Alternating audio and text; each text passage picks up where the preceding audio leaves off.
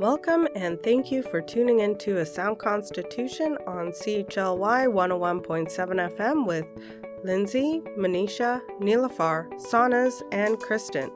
We are fourth-year Bachelor of Science in Nursing students at Vancouver Island University in Nanaimo. We are working to demystify health issues affecting our community, bringing you evidence-based information about our healthcare. This information is for educational purposes only and does not replace the advice of your primary healthcare provider. We'd like to start our show by acknowledging and thanking the Coast Salish people whose unceded territory we have the opportunity to live, learn, and share educational experiences on. Hello and welcome listeners to A Sound Constitution. This week's show is called Redirecting Your Road Attention.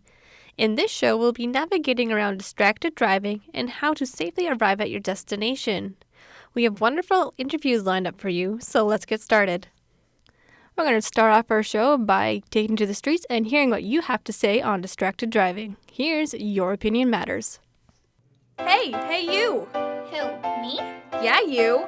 We want to hear what you have to say, because your opinion matters! All right, so my first question is, what are your thoughts on texting and driving? Well, I'm a new driver, so I just got my driver's license maybe a year and a half ago, and yeah, I think when you're driving, you should be focused on the road and not on your phone. Yeah, so just surrounding texting and driving, I definitely think that it should be illegal because if you're taking your eyes off the road, you don't really know where you're going. It's sometimes hard to avoid, and I feel like the majority of people still do it because they're like, oh, it'll be fine. But it's probably like not the best idea. It's like you know not to do it, but people still do. Yeah, I agree with him. Texting and driving is kind of hard to avoid sometimes. Sometimes you need to send that message, but for me, you need to pull over or something. It's fairly important to do that. So it's a very common thing in Canada, especially among the younger group.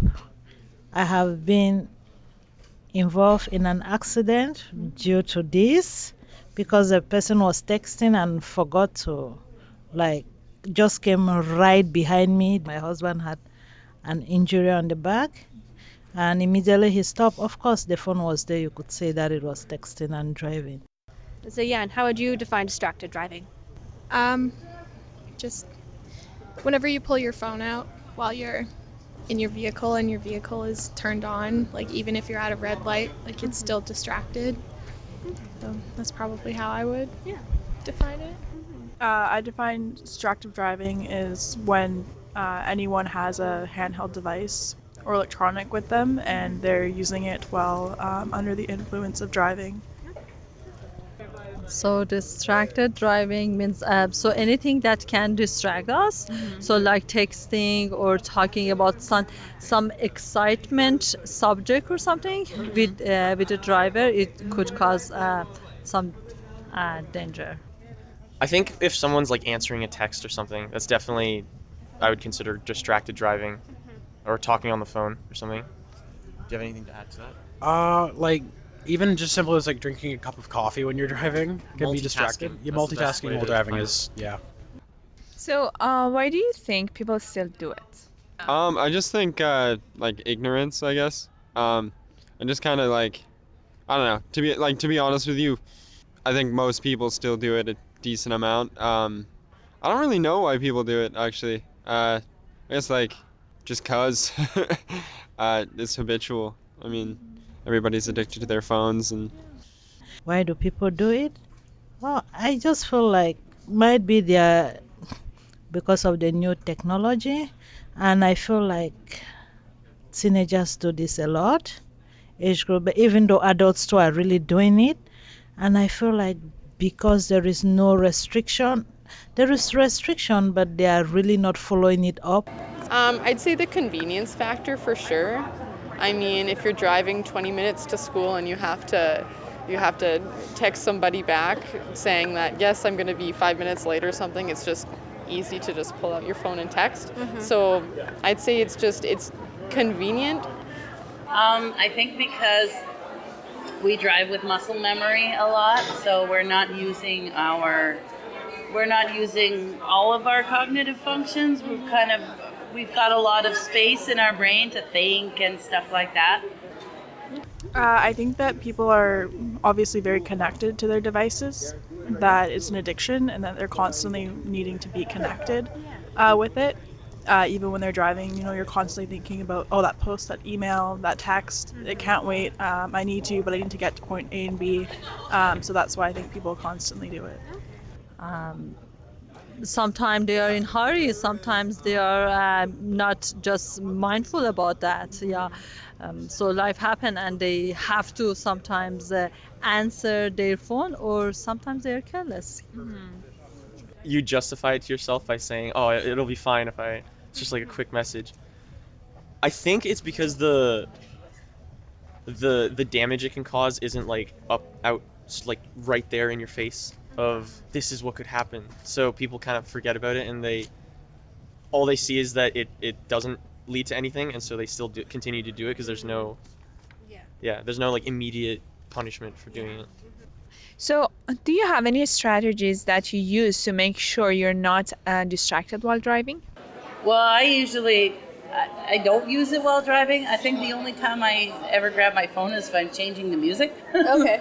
Which, and I usually have, but I usually put my phone kind of away so that it's not, I don't see it. Okay. and things like that. The only time I'll ever grab it is if I want to change a song or something, and I usually use Siri to do that now. So. Okay. Okay. I put my phone away. I have my phone in my bag just so I'm not, if I hear a ding, I'm not wanting to take it out. And stuff.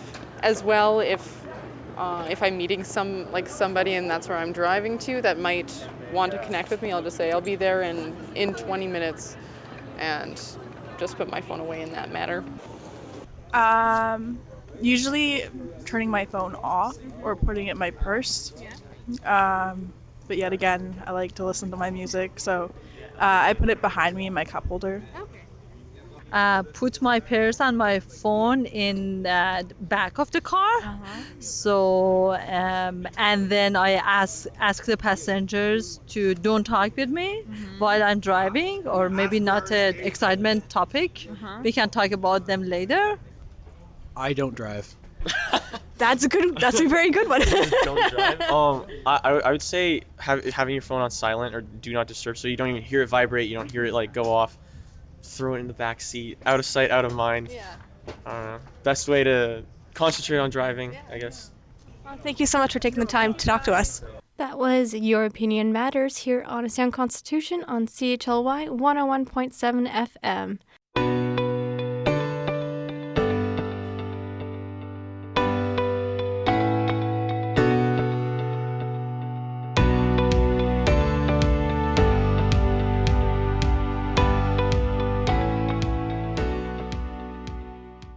Thank you for tuning in to A Sound Constitution on CHLY 101.7 FM. This is your host, Lindsay, and I'm here with my co-host, Kristen. And we're here with Dave Kusong. He's the Community Policing Coordinator for Nanaimo RCMP Detachment. So we're going to discuss distracted driving. Can you tell us a little bit about who you are and what your role in the RCMP is? Sure, thank you. And thanks for inviting me onto the show today.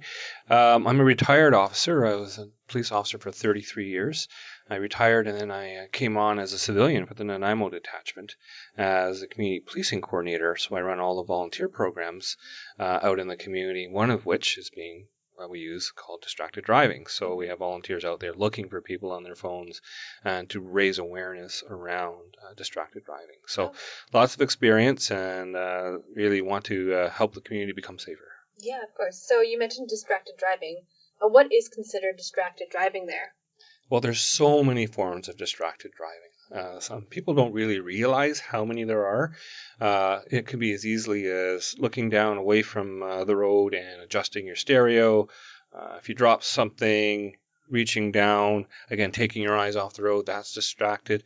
But, the one that's really on the news or on the forefront these days is the electronic devices. So the phones really is really what we're keying in on with the RCMP is that's really bubbling up out there with, it turns into crashes, it turns into poor driving skills, and just total kind of lack of focus on the road. So the electronic devices is really the ones we're looking at. Okay. So are there any fines or penalties associated with being caught while driving distracted? Yes. The fine now is $368 if you get pulled over roadside by an officer. And also what goes along with that is 4 points. Oh, wow. So that goes on your license. And so, and I don't know the point schedule off the top of my head, but you'll be paying for your points. Anything over 3, you'll pay for those at time of insurance renewal. ICBC will be sending a little bill on that. So you kind of get hit twice. So be aware of that. It's just not the ticket; it's ticket and points. Is that is that 4 points for both the N and the full license? That's a whole different category. Like the L's and the N's, they're not allowed to use phones at all, even hands-free. There's zero tolerance for new drivers or learners. So if you do have an L or an N license, what ends up happening if you are caught distracted driving with a device? Well, that's really, that'll be into the hands of ICBC and the motor vehicle superintendent, because usually an infraction like that, when you're an L status or an N status, could, I'm not saying for sure, but it could cause a driving suspension. Oh, wow. So this one infraction can really cause a driving suspension or a written warning. So I know motor vehicle branch has taken a really serious approach on, especially with the new drivers. Yeah. So no phones. Yeah, I'm sure it's hard enough as it is as a new driver to pay attention to everything going around you, and then to factor in a device definitely would take away from your mental focus and capacity for driving at your full capacity there. Exactly right, and that's the reasoning why there's zero tolerance on it, because there's so much going on with a new driver. And I remember when I was a new driver, we didn't have cell phones years ago, but yeah, you're just so nervous and hyper kind of vigilant out there to be a good driver. So it does seem that lately there is a crackdown on cell phone use while driving. Is there any particular reason why? Yeah, it really just factors into crashes. We're seeing, the police are seeing more crashes as a result of distracted drivers. So, we used to say that impaired driving caused so many crashes, but we're seeing kind of the evolution of distracted driving is now overcoming the impaired driving crashes. So it's really becoming an issue for road safety. And so we have these campaigns. Like we work with ICBC. I believe September was Distracted Driving Month. So it's a campaign month where we want to raise awareness, but we also want to raise enforcement. So it gets people thinking more like, okay, yeah, I better put the phone down. Yeah. And, one of the biggest places we see people on their phones is at the intersection. So they come to a stop, they figure it's a red light, okay, they're not driving. Okay, I heard a few texts come in, so I better get down to that phone and check it out. Well, no, that's illegal. You can't even pick up your phone when you're stopped at a stoplight or a stop sign, or even in a parking lot if you're driving and you're not. It's different if you're parked in the stall, right? But if you're driving in a parking lot, let's say at a grocery store, and you're picking up your phone, looking at it, or you're talking on your phone, that is distracted driving. You can get a ticket for that. So that's where we see a lot of the distracted drivers. So oftentimes you'll see, the light turns green, and then a few cars go, and then there's one still looking down at their phone, and the horns blow, and then I better pay attention and get going. So I think we've all seen that. Yes.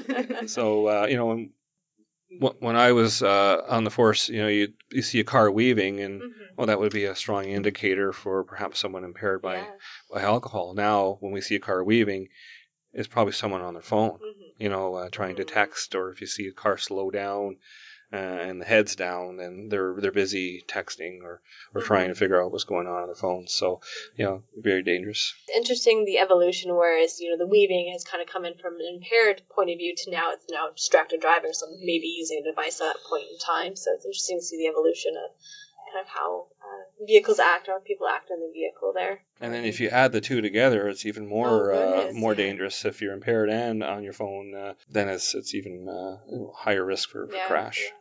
And I think it's, from what I've done in my research, it's generally not the people doing the distracted driving that are injured. It's generally kind of a third party in most instances that kind of cause the injuries and crashes. Correct?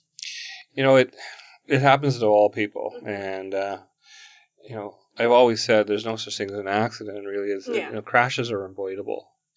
And I've been to so many crashes, in my career, and I go, wow, this is all avoidable. Like, why didn't people take that extra look? Why didn't they, slow down? Why didn't they pay attention to the road and or the road conditions?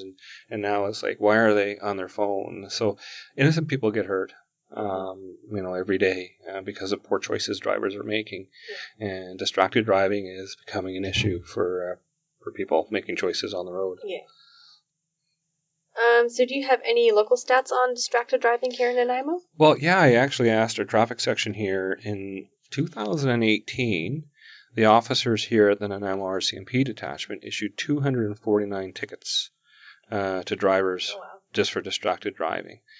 So far to date, as of September 30th, 2019, 192 tickets have been issued. So, we still have 3 months to go. And so is it trending up? It could be. And those, that doesn't include warnings or anything else. Those are the tickets that we've issued so far.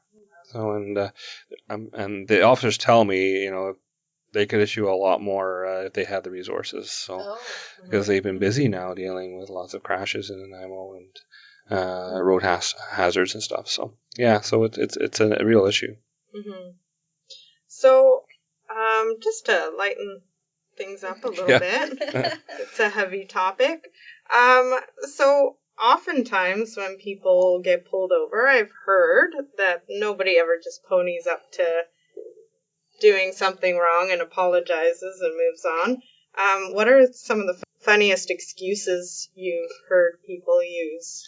When I checked in with some of the traffic officers here, because they're dealing with this every day, and I've got some of my own, but, their most common excuse is, I was just looking at my phone to check the time. and so the officers would say, well, there's a clock right there on the dash or on your stereo there. So there's that. The funniest one that they told me about was, hey, I just got a ticket and I was checking my phone to see where I could pay the ticket. So that was kind of a funny excuse. I've seen people, like when I was seeing them on their phones, once the red and blue lights go on, I've seen them throw the phone in the back seat to figure, okay, well, the officer won't see it, and I go, yeah, there's your phone in the back seat. I saw you throw it. So they always have excuses. I'm late, or the other one too is I'm trying to Google Map my directions to my location, and well, that's you can't hold your phone to Google Map. Yeah. So there's all kinds of excuses. But yeah, you're right. People don't pony up and go, oh, well, we do get. So yeah, you caught me. Yeah. Like, hey, I saw you on the phone. Yeah, you caught me. Yeah, I think honesty in this case is probably the better option than trying to say, be honest. Check the time. Yeah.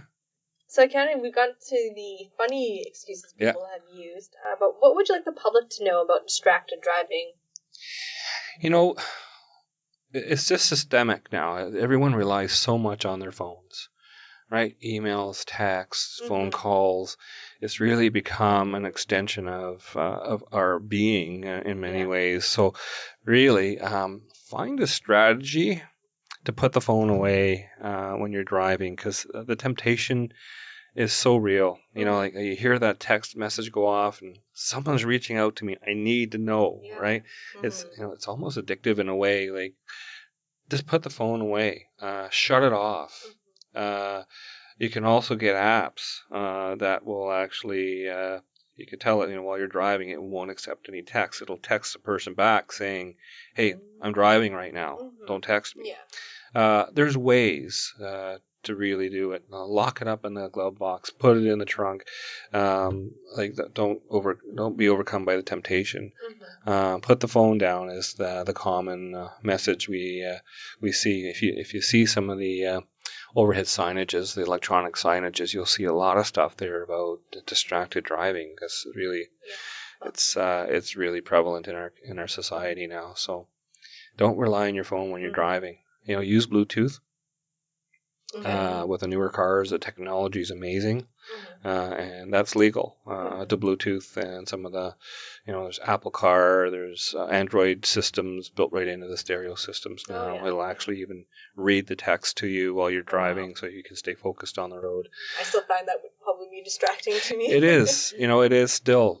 Truly, if you don't want to be distracted, then kind of just put the phone away.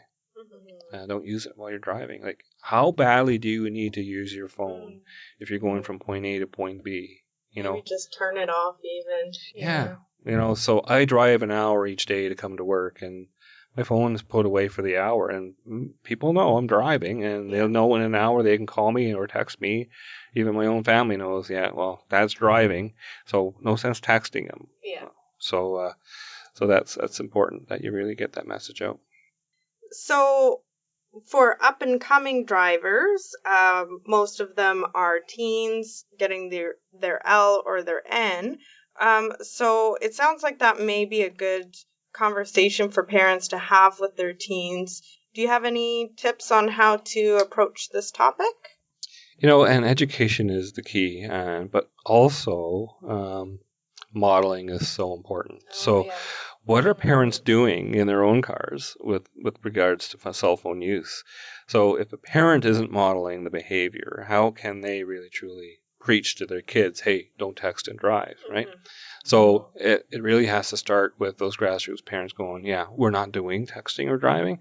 This is how we practice. So really, this is what we expect you to do as new drivers, and really to give the kids the true kind of consequences. Like, here's the ticket. Here, you could lose your license, and it can have a severe impact on your licensing programming.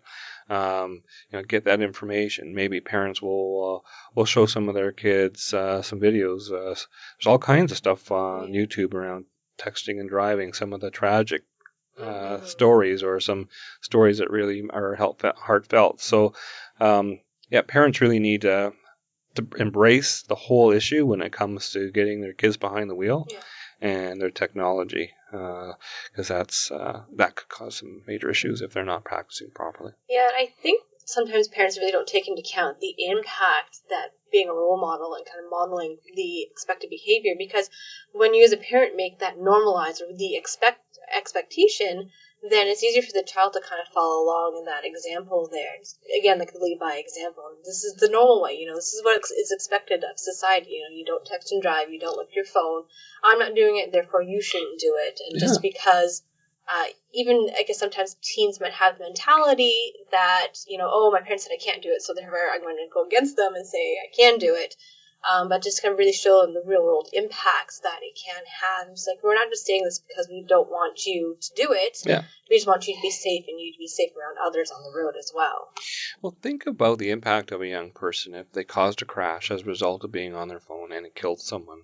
How is that going to impact the rest of their life? It's going to have a huge trauma. When we talk about trauma, in your field, you will see in the nursing field the trauma coming in through the hospital emergency doors and from crashes and stuff, and go, wow, he was texting and driving, or that person was a victim of someone that was weaved over into the oncoming lane while they were texting, and wow, it's so sad. So really. It's truly an important part of that connection between parents and kids. So are there any other resources here in Nanaimo that, or on the island, that can help people tackle this issue with distracted driving that you'd like the audience to know? There's all kinds of resources out there. You can go to the ICBC website. There's all kinds of online resources around texting and driving. The biggest resource I can say when it comes to kids is parents. And just really be aware of the law. Yeah. You can go online and search the Motor Vehicle Act if you want to know what the true laws are. And under Section 214 of the Motor Vehicle Act, I'm going to read this out to you. Electronic device means a handheld cellular phone or another handheld electronic device that includes a telephone function. A handheld electronic device that is capable of transmitting or receiving electronic mail or other text-based messages. So use, and this is really important for people to understand, holding the device in a position in which it may be used. That's considered use. Okay. Right? So if you're just holding your phone in your hand, that's use. Yeah. Okay. Even though you're not texting or you're not talking to anybody, that's use. So if you're stopped at the red light and you're looking at your phone, or if your phone is just in your hand, that's use. Operating one or more of the device's functions. So whether you're stopped at a light or whether you're driving, or communicating orally by means of the device with another person. So, we've seen this a lot. They're driving along, they got the phone in speaker mode and they're talking away, That is not Bluetooth. That is not hands-free. They think, well, my phone was hands-free, right? I was on speakerphone. I'm watching the road. Well, you're not. You're distracted because the phone's in your hand. So, be aware of that. Go get the information. Be informed. Yeah, no, that's a really great advice. I don't think a lot of people take in consideration that having the phone in your hand and speaker is still kind of considered distracted driving there. You will get a ticket. All right, well, thank you so much there, David, for talking with us today about kind of the more law side of distracted driving and kind of giving us some really good tips and tricks for the public to use to kind of tackle the issue, because it is like a public awareness issue. Everyone needs to be aware of it, and everyone needs to take steps towards minimizing and preventing distracted driving, because it is a lot of the crashes that do result from distracted driving are preventable. So don't do it. Make a model of yourself to your children and to your peers even as well. The peer aspect of it is very important as a teenager. So if you are in a group of friends, make sure that you are the role model saying, hey, we're not doing this in my vehicle, phones away, just kind of respect the way that I want to do it, because I want everyone to get to our destination safely, and I want everyone else around me to arrive at their destination safely as well. And that's a good point you brought up. So even you as a driver are not using an electronic device, but 3 of the other people in your car are watching the videos, and is that distracting? Right? It can be distracting to the driver. So I think it's important for the driver to set the rules for electronic devices in the car. Like I remember my parents, they said, we're not moving this car until all the seatbelts are on. Oh, yeah. Right? Yeah. And how many times have you heard that? So we're not rolling until the seatbelts are, I hear all those clicks. So same thing can go for distracted driving. Okay, phone's away or phone's off or silent mode so that I don't get distracted. Yeah. Especially young drivers that are so kind of keen and need to be on the road. So, and really think about, is it really worth it? Mm-hmm. Is it worth checking that text? Can I wait? Yeah. If it's that important, pull over in a safe area and then pick up the phone, but make sure you pull over and you come to a complete stop and you park the car and it's not in drive and it's not considered, you're go find a safe spot off the road or in a parking spot. But really, is it worth it? Because, taking life or hurting someone will impact you for the rest of your life. Yeah. Thank you so much there. Thanks, Dave. I know I'll be turning my phone off from now on. Lindsay and Kristen, it's been awesome talking to you both today, and thanks for taking time to come and see us. Oh, absolutely. Hello, C.H.L.Y listeners. This is Nilüfer, and in this section, I will talk about our brain and our attention while we drive. According to the psychologytoday.com, people do not turn off their connections to the outside world when they get into their cars. They continue using their cell phones to connect with loved ones or conduct business. Yet our brains are not capable of fully concentrating on 2 things simultaneously, though others may argue otherwise. Our brain has what is called a cognitive load, and amount of mental activity that it can engage in at one time. Cell phone use behind the wheel reduces the amount of brain activity associated with driving by 37%.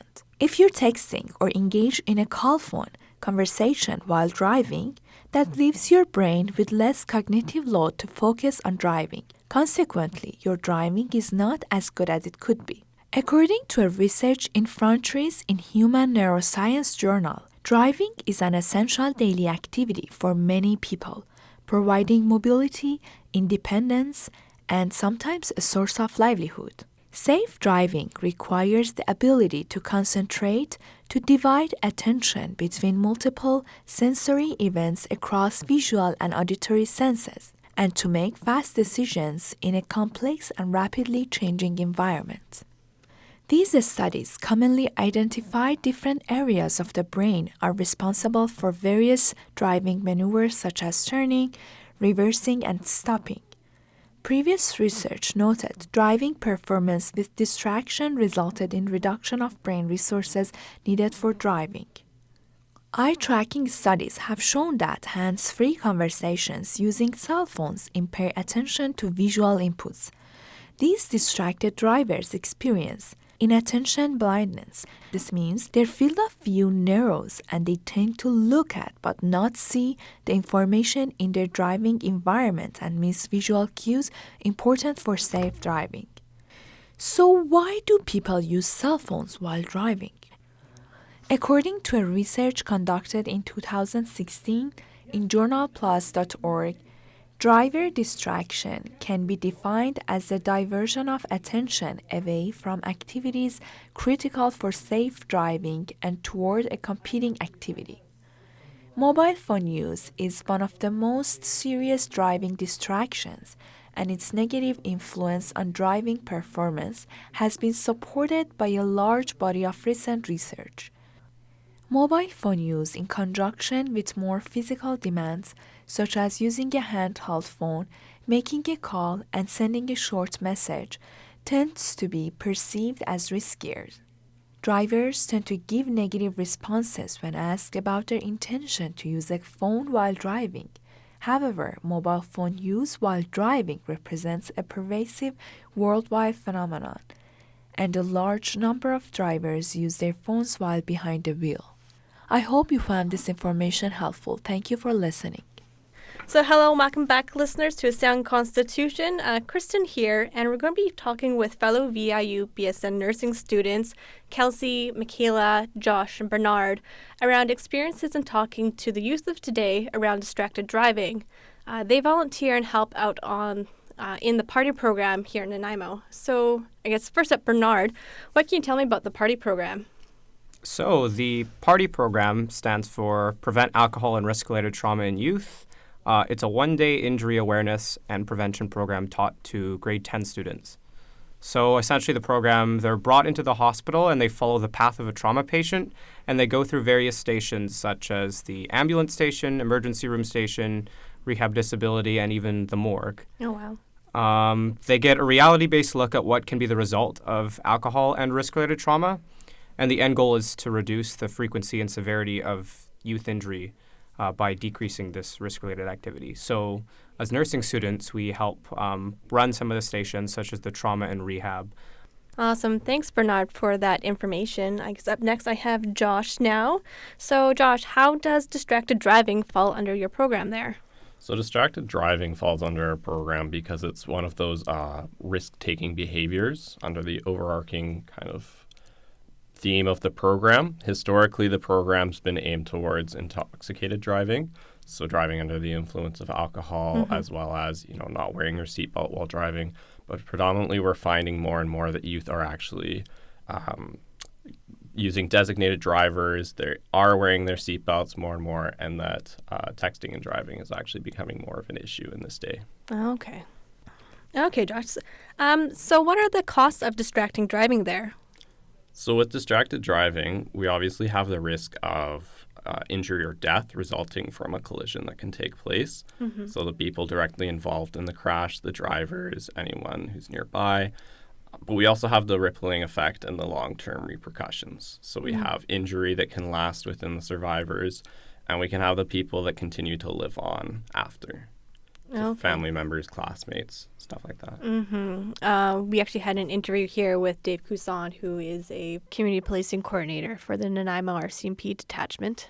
And he also touched on that issue as well, that, not just kind of the immediate effect of kind of the crash itself, via injury-wise, but also kind of the mental aspect of it, those that may have caused the crash and the mental aspect and living with that guilt, knowing that you kind of caused that harm and or death, as some cases may be there.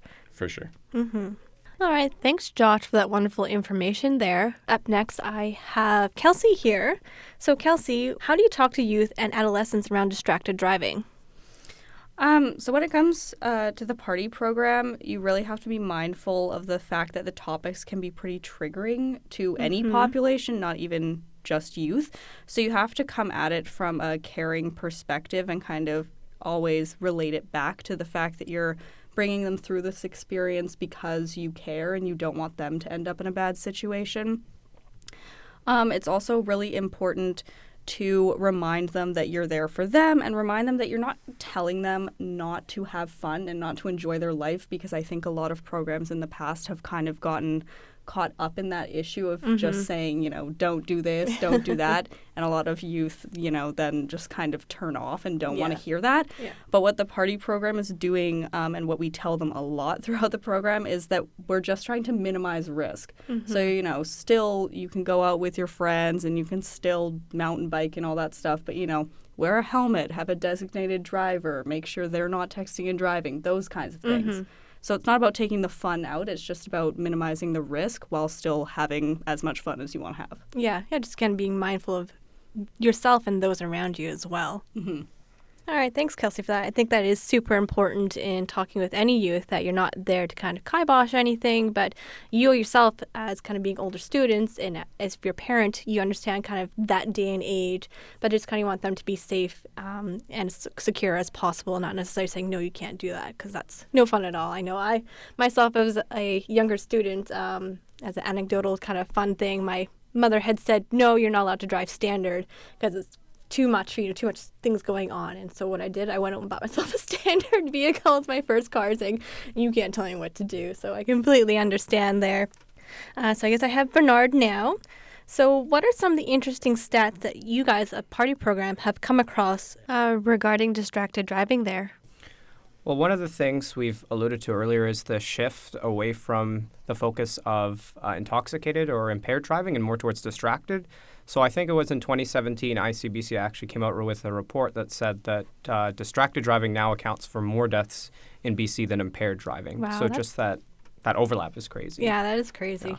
Yeah, it's interesting because generally in a lot of day and age, you think that, impaired driving would be the bigger stat. Definitely, yeah. Even in BC, there's an average of 77 people a year that die in crashes related to distracted driving, which is quite a lot. And I think it was more than a quarter of all crashes are from distracted driving, according to ICBC. So that's a huge chunk of crashes that could have been avoidable. And then we have one statistic that we like to talk to the kids about, which is that when you send a text message or read one and you take your eyes off the road for 5 seconds, and you can actually travel the length of a football field while driving at 88 kilometers an hour. Oh, wow.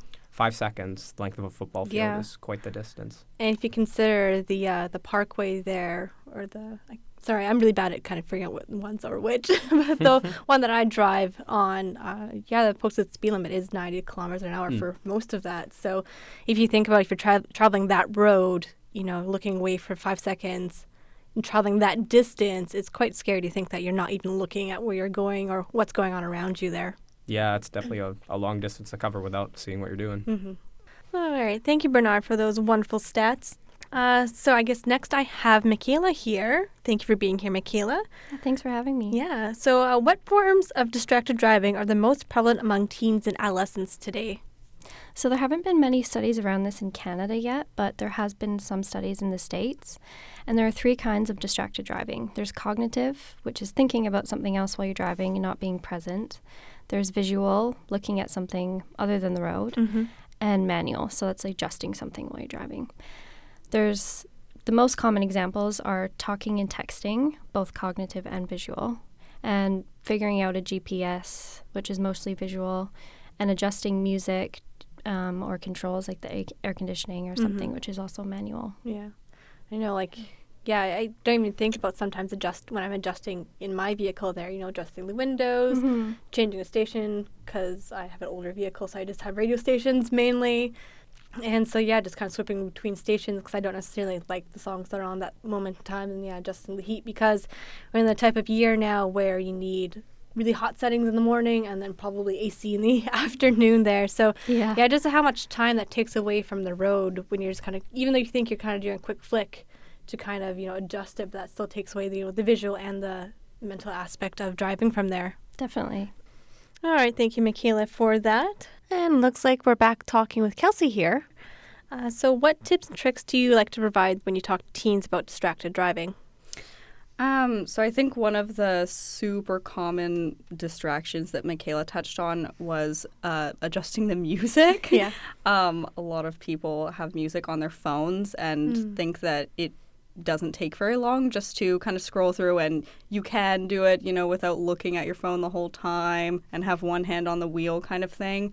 But, going back to Bernard with the 5 seconds looking away, even if it takes you 2 seconds, okay, that's half a football field without looking at the road. That's still a really huge distance. So before you leave, make sure that you have your playlist ready. Make a playlist for driving if that's how you're going to adjust your music. If a song comes on you don't like, it's going to be about 3 minutes. That's fine. You can handle it. And, if you have the buttons on your steering wheel, try to use those rather than using the phone itself. I would also say GPS when people start driving. I know I definitely, when I'm not the one driving, I do not pay attention to how to get places at all. So I find myself using a GPS a lot. When I do drive to new places. So I would say just making sure that you have that set up ahead of time.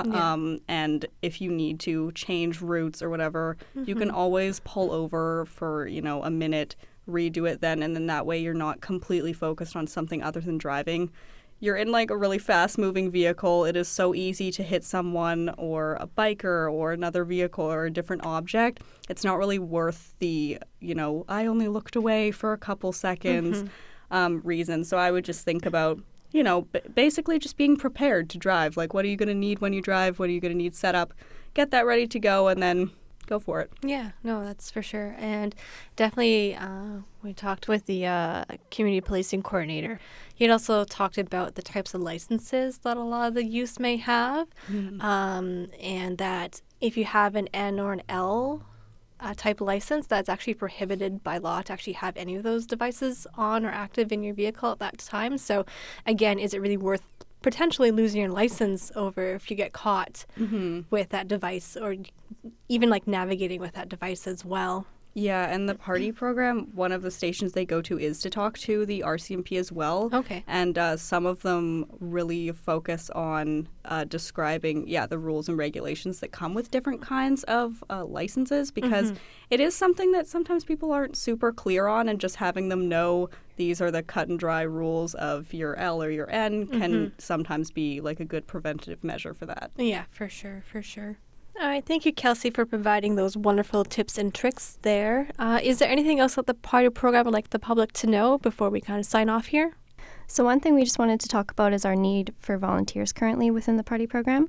We're having a little bit of a shortage right now with group leaders, which are the volunteers that lead students around the hospital from station to station. And volunteering doesn't necessarily require a weekly commitment. The sessions usually happen around twice or 3 times a month during the school year.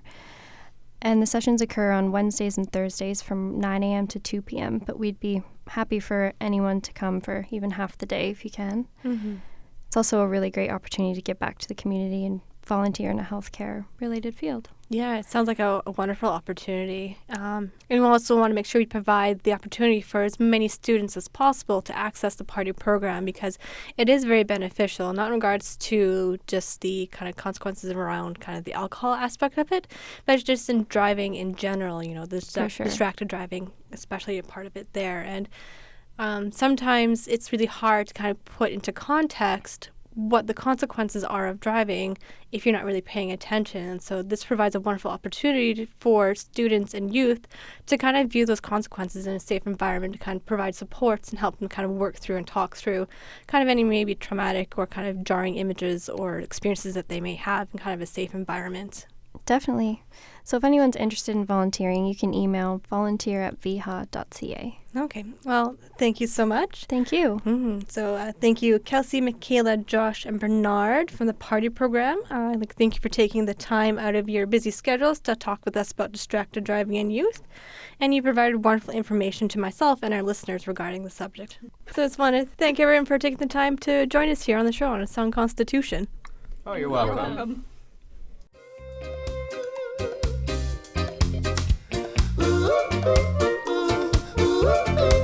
And now for some good news. Parents, do you have teenagers getting ready to take on the responsibility of driving? Or are you going to be a new driver yourself? Well, ICBC has some ways to help your teens or even seasoned drivers stay safe while driving. When getting to your destination, every day things can cause your attention to wander from the road, changing settings on the radio or reaching for something you picked up from the drive-thru. While this may seem mundane and a regular occurrence when driving, these too can be considered distractions. Take time to eat before or after you arrive at your destination and try to have all your radio settings pre-programmed so they can be changed with the press of a button. Lindsay, do you have any other tips? Well, actually, I do. No call, text, or email is so important it's worth risking your life or the lives of others. Let calls go to voicemail and ignore your text messages while driving. Turn it off and put it out of sight. Or turn it on to airplane mode to avoid the temptation to check your phone. Assign a designated texter. You can ask your passengers to make or receive calls and texts for you. Pull over to make or receive a call when it's safe to do so. For longer journeys, look for signs at highway rest areas, some of which now provide free Wi-Fi. Use the Do Not Disturb While Driving feature on iOS devices. In traffic, reply on Samsung phones or download a similar app to help you avoid using your phone while driving. Learn the rules of the road. Don't use your cell phone at a red light. The law applies whenever you're in control of your vehicle, whether stopped at a red light or in bumper-to-bumper traffic. Keep your hands off. Hands-free means a Bluetooth, wired headset, or a speakerphone that can be operated with one touch or voice commands. Make sure to secure your cell phone to the vehicle or attach it to your body before driving. If you have a learner's or novice license, that's your L or N, you are not allowed to use any electronic device behind the wheel for any purpose, even if it's hands-free. Make sure to understand the law on how to use electronic devices while driving on Road Safety BC. You can find that on the Government of BC website on www.gov.bc.ca or at icbc.com. Remember to always set a good example for your teen and your peers. Thank you for listening. And that was your good news.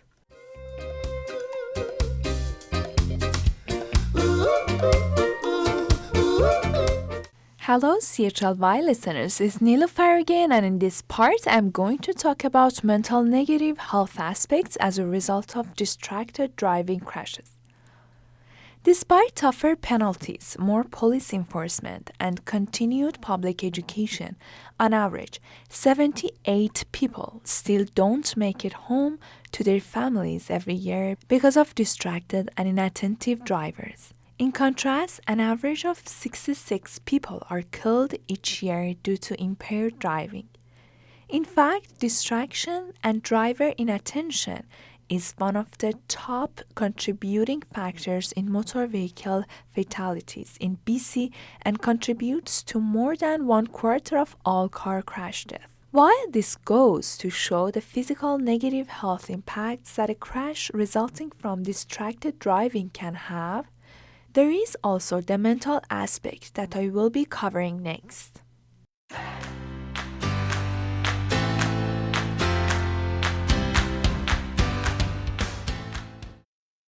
According to the HealthLink BC, the relationship between crashes and post-traumatic stress disorder or PTSD is not simple because it depends on the type of crash, the type of individual involved, as well as the social, economic, and legal issues that emerge following a crash.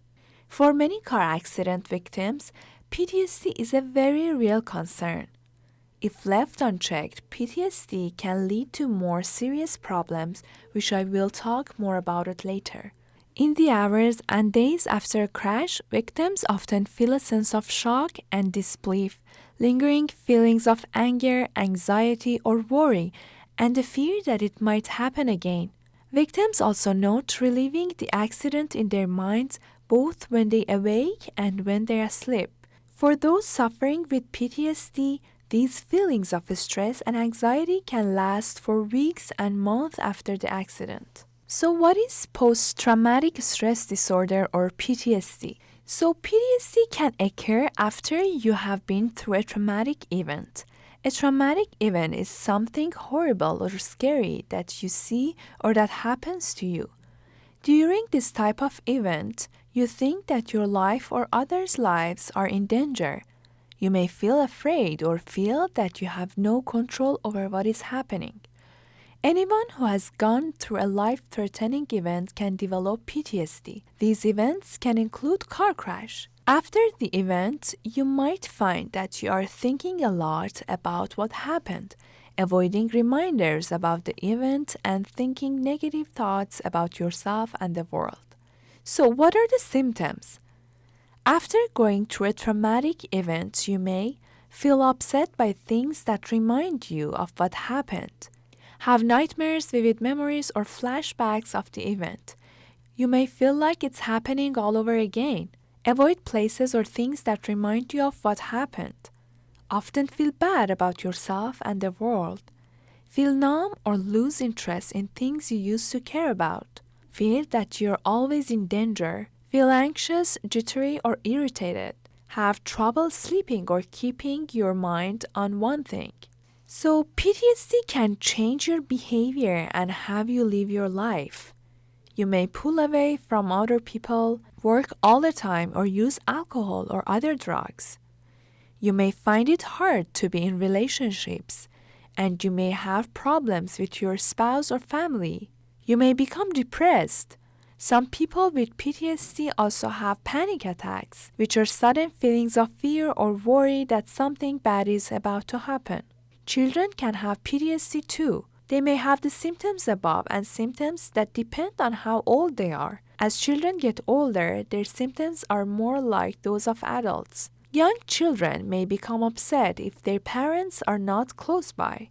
Or children may have trouble sleeping or suddenly have trouble with toilet training or going to the washroom. Children who are in the first few years of elementary school, ages 6 to 9, may act out the trauma through play, drawings, or stories. They may complain of physical problems or become more irritated or aggressive. They also may develop fears and anxiety that don't seem to be caused by traumatic event. So what can you do if you think you have PTSD? If you think you have PTSD, it's important to get treatment. Treatment can work and early treatment may help reduce long-term symptoms. If you think you have PTSD, talk to your family doctor. Talk to a mental health professional, such as a therapist. If you are a veteran, contact Veterans Affairs Canada. Talk to a close friend or family member. He or she may be able to support you and find you help. And finally, talk to your religious leader.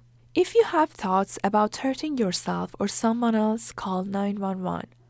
Check your local phone book or provincial website for resources on getting help in your area, or go to a hospital emergency room. So let's talk about how does PTSD develop. All people with PTSD have personally experienced or have experienced through others a traumatic event that caused them to fear for their lives, see horrible things, and feel helpless. Strong emotions caused by the event creates changes in the brain that may result in PTSD. Many people who go through a traumatic event don't get PTSD. It isn't clear why some people develop PTSD and others don't. How likely you are to get PTSD depends on many things. These include how intense the trauma was, if you lost a loved ones or were hurt, how close you were to the event, how strong your reaction was, how much you felt in control of events, for example, if the crash was preventable, or how much help and support you got after the event. PTSD symptoms usually start soon after the traumatic event, but they may not happen until months or years later. They also may come to go over many years. About half of people who develop PTSD get better at some time, but other people who develop PTSD will always have some symptoms. If you have symptoms of PTSD, counseling can help you to cope. Your symptoms don't have to interfere with your everyday activities, work, and relationships. It's never too late to get professional help or other forms of support that can help you to manage the symptoms of PTSD. Reminders and anniversaries of the event can make symptoms worse. So how is PTSD treated? The most effective treatments for PTSD are counseling, which can help you to understand your thoughts and learn ways to cope with your feelings. This can help you feel more in control and get you back to the activities in your life. A type of counseling called cognitive behavioral therapy has been proven effective for treating PTSD and antidepressant medications. So you may need to try different types of treatments before finding the one that helps you. Your doctor will help you with this. These treatments may include other types of medicines and other forms of counseling, such as group counseling. If you have other problems along with PTSD, such as overuse of alcohol or drugs, you may need treatment for those also. Treatment can help you feel more in control of your emotions, have fewer symptoms, and enjoy life again. For more information, visit healthlinkbc.ca. Thank you for listening. Thank you for tuning into this week's show, Redirecting Your Road Attention on A Sound Constitution. All references and resources will be posted to our Facebook page after the show. Thank you, and until next time. We hope you enjoyed today's episode. We encourage you to reach out to your healthcare provider for more information. As always, check out our Facebook page for resources for today's show. Every episode is uploaded to our YouTube channel if you'd like to hear it again. If there are any topics you'd like to hear us discuss, let us know by email at asoundconstitution@gmail.com. Thank you for listening to A Sound Constitution on CHLY 101.7 FM.